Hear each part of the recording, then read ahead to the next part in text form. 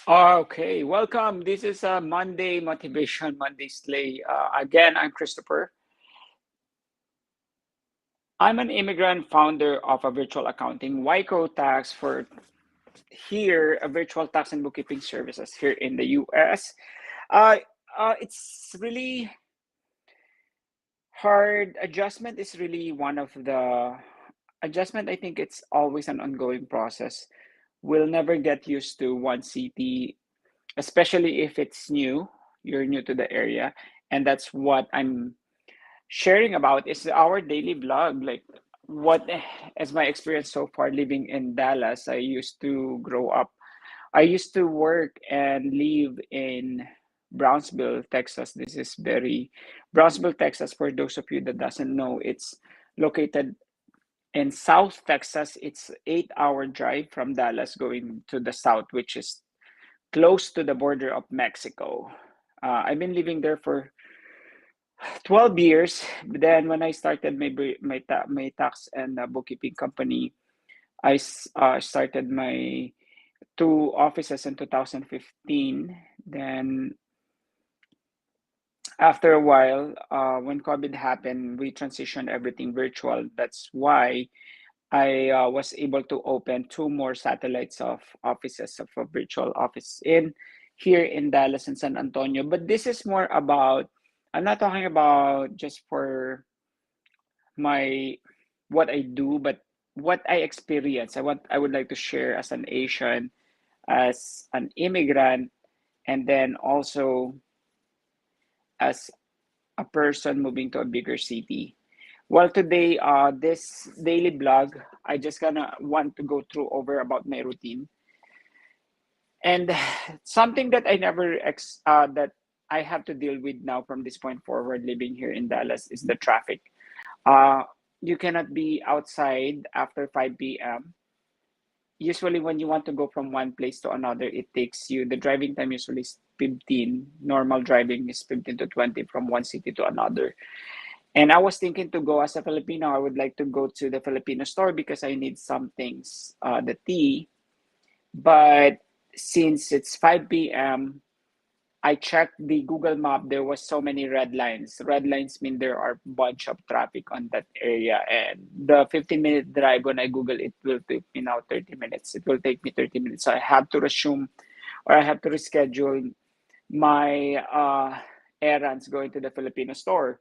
But today, Monday, just a recap. I usually wake up. Today I woke up like 6 a.m.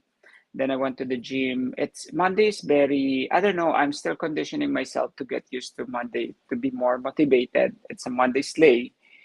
Then the first thing, usually I start my day with the gym or cardio. I need to burn at least 300 calories. That will take you 20 minutes if you're doing the stairs.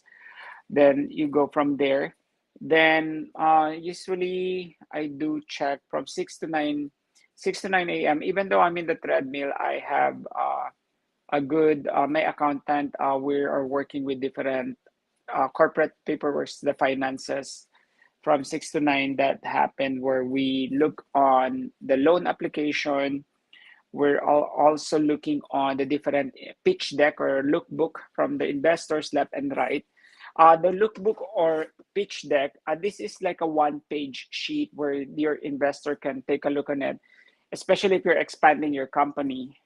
You would like to show that your past 2 years performance and you would like to get more investor involved. I never had investor before, but this time I'm trying. The only thing with the investor, of course, you have to know what would be the degree of control. What are they going to be silent investor? Are they going to be active?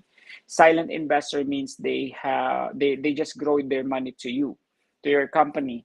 Active investor means these are the people that would be involved in decision making, even to the operations of your company. But I don't like active investor because I grow my company with my most of the decisions coming from me, and whatever it takes, I make things work. So that's why at this point, your business is like your baby. You don't want anybody to be involved in taking care of it, but rather you just need their funds and you want to grow it.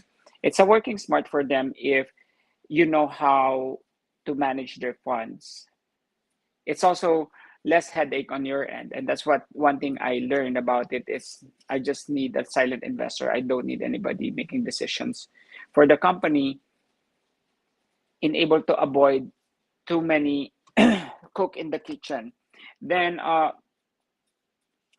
today also, usually 9:30 to 10 a.m. we do the report of everybody about the IT marketing, what are they doing, operations, and then 10 a.m. Every Monday I do the team building. I have my HR who does the team building for us.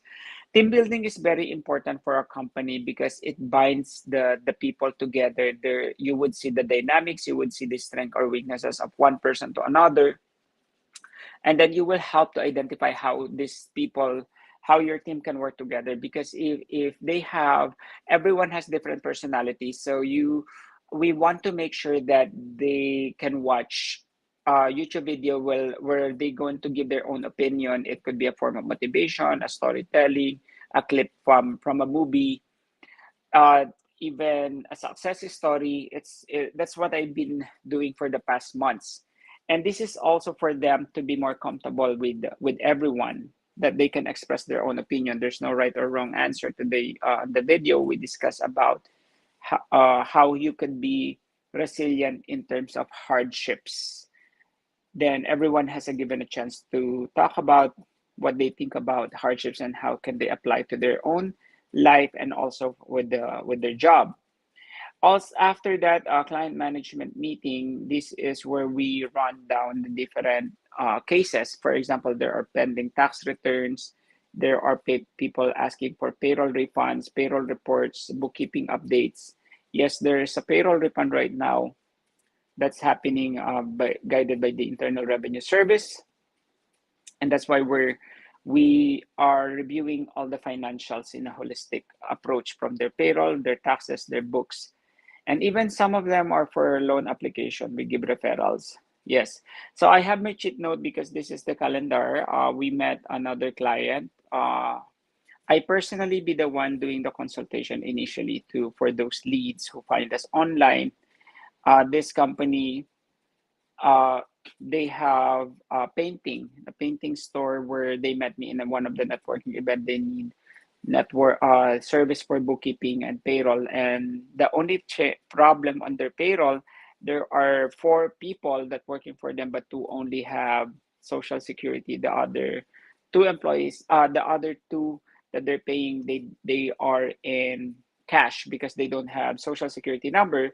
So what I advise to this company is we can do the payroll for two, and then the remaining two without have papers, they can apply for the individual tax ID number. So that's the ITIN.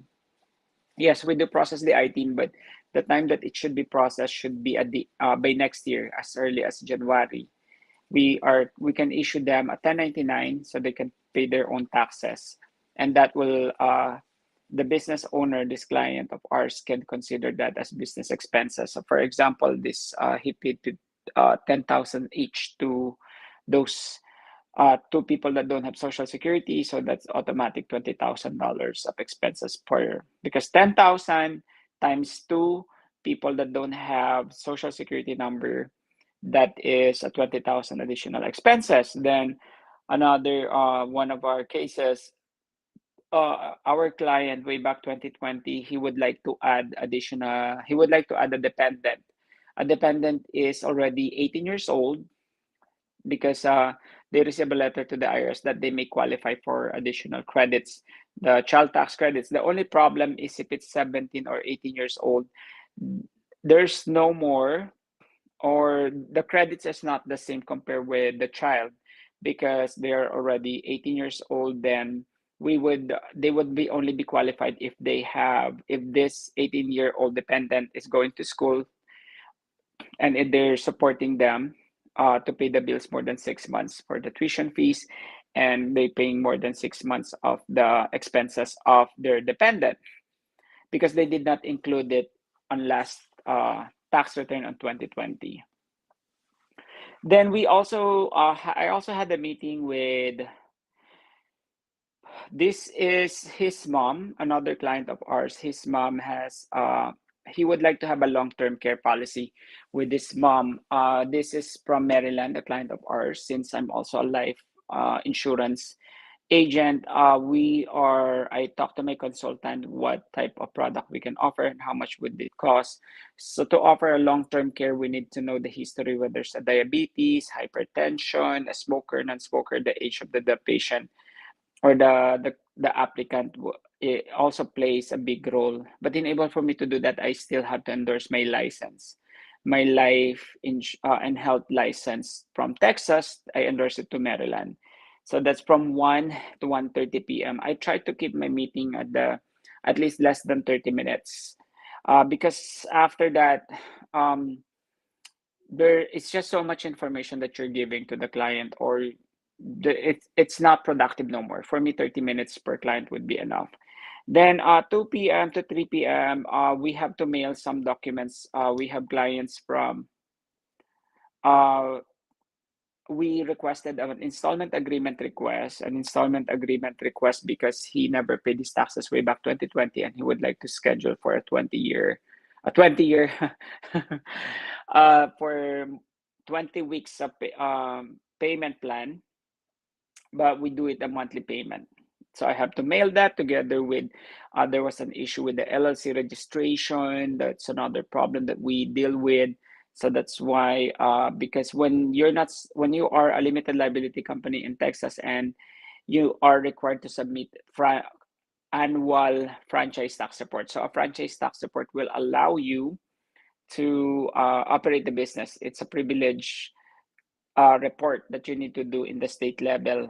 Every year, you have to report whether you have zero income or with 100,000 of income, no matter what, enable for you to continuously be active to that state. If you don't, since this company they did not report their franchise tax report since 2019, they were suspended and they're no longer allowed to operate until they reinstate reinstate their business. So reinstatement means we have to file the proper reports. We need to catch up with the reports and pay, and they have to pay. The client need to pay the penalty. Then we will apply for reinstatement, and then together with the tax clearance letter, then so that's the one. So it's gonna take 3 to 6 months for the state to clear his company to be active again. And then it's very technical. I'm sorry, I'm trying to minimize.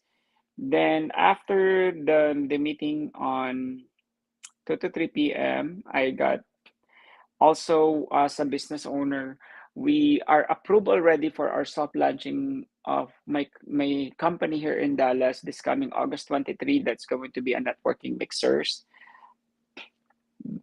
So I was able to have to secure a spot of our soft launching of WYCOTAX here in Dallas, Texas. All our services are virtual, and I can't wait to have a networking mixers event. Now we're just finalizing and getting the sponsors. We're doing the e-flyer. Then catch us next.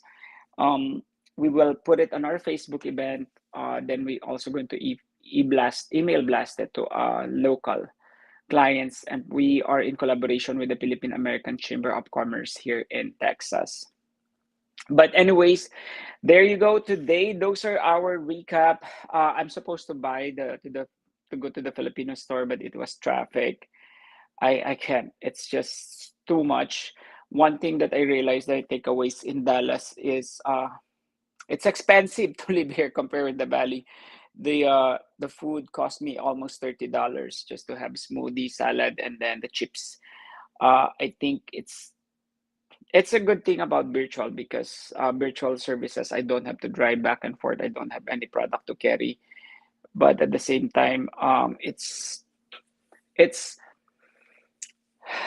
it saves me a lot of gas. The parking here in Fort Worth, that will cost you I think $12 for 10-hour parking. It's not bad.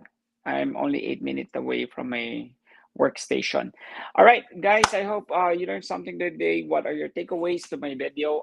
Comment below. Let me know. If you like this channel, please click share and subscribe. Thank you and welcome to our daily recap. Stay safe.